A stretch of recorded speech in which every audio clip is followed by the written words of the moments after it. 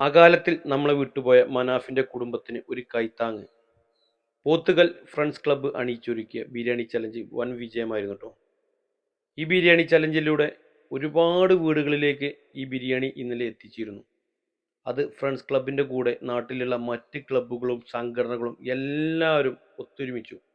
മതം, ജാതി, രാഷ്ട്രീയം എല്ലാം മറന്ന് മനാഫിന്റെ കുടുംബത്തിന് വേണ്ടിയിട്ട് എല്ലാവരും ഈ പന്തലിന്റെ കീഴിൽ ബിരിയാണി ചലഞ്ചിൽ ഏർപ്പെട്ടു.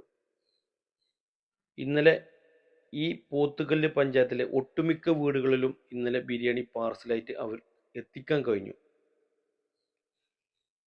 മനാഫിന്റെ കുടുംബത്തിന് ഇത് ഒരു ചെറിയൊരു ആശ്വാസമാകട്ടെ എന്ന് പ്രാർത്ഥിക്കുകയാണ്.